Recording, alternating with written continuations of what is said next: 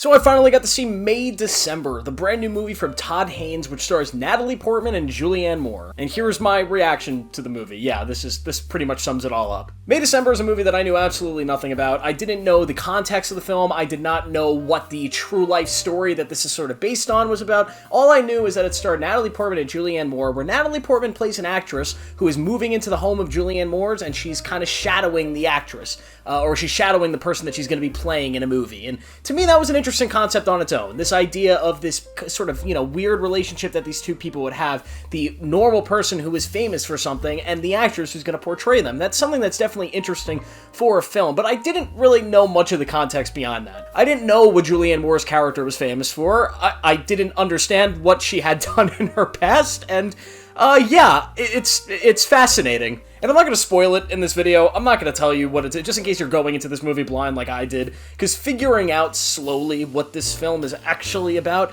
was sort of an interesting journey, and it's not one that I want to ruin for people if they don't already know. But let me just start with performances here.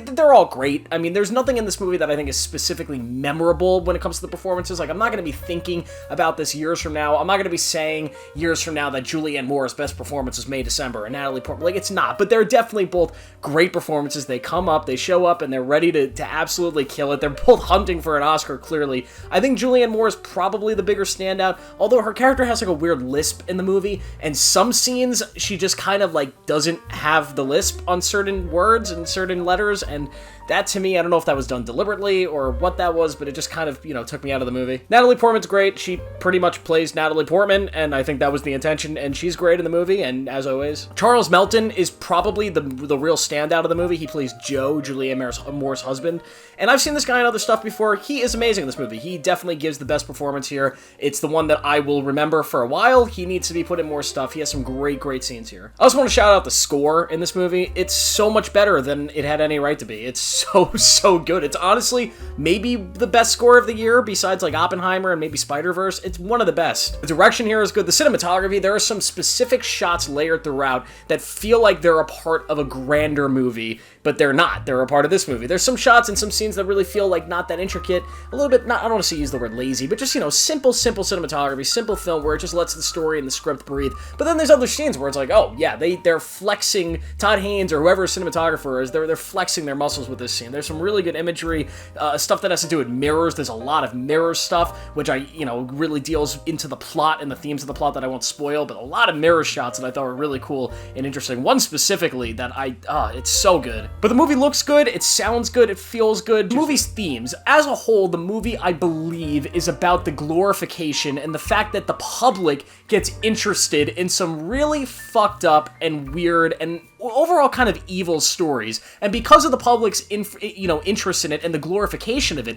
making movies, writing articles about it, doing news stories, it kind of almost creates it into a larger monster than it needs to be, and it gives the people involved in the evil sort of credibility, and that's something that this movie is trying to speak out about, but I'm not sure it did it in the best way, because it did it in a way where like it feels like the focus of the story is somewhere else, and when you actually realize what the themes are, you're just kind of like, man, I feel like there was a better way of going at this, and I feel like there was a better way of telling this story if they had a different thematical essence to it. There are other movies that I think do it a lot better, a lot of movies that take the same subject matter and do it a lot, stronger, but because this one is sort of based on a true story, or at least related to a true story, I guess it gives it a little more credibility, but at the same time, making a movie about a true story, in this context is kind of doing exactly what the movie is saying is wrong, except, I guess not, because it changed the names and it's not exactly a true story. But this is about some really fucked up subject matter, and it's about a character who is really fucked up in essence, and it's just a really bad situation, and it makes for a movie that's sort of hard to watch, because you just kind of feel disgusted watching it, because these characters are just so oblivious to some things, and this trauma that exists with some of them, and this main character, I'm trying my hardest not to spoil anything about it, but it's really tough to watch at times. But for some reason, that concept never fully hooked me, and I felt myself being very bored watching this movie, and maybe it's because I watched it on Netflix at home, and I did not get to see a theatrical theatrical experience a theater version of this movie, which might be a detriment to it for me, at least, because I like to experience movies for the first time, watching them in theaters, and when I don't get to do that, I usually have a worse opinion of them. Maybe this one would have benefited more from me seeing it in theater, but because I didn't, it just kind of felt like it slogged through its runtime, and it didn't really get any more interesting. Although I will say the final scene and the final shot of the movie is my favorite of the entire thing. I thought the final, moments of the film were done really well. I loved it. It's probably the best acted scene, I think, and it's just the one that really set in the themes and the tone and everything the movie was trying to get. It really worked for me in that final moment of the film. But overall, I thought it was okay. I will give May December a 3 out of 5. It's a solid movie that I'm sure a lot of people are going to like a lot more than I did. So that's the video. Hope you guys like it. Make sure to like it and subscribe for more. Make sure to turn on notifications and hit the video that's on your screen right now. I'll see you guys in the next one.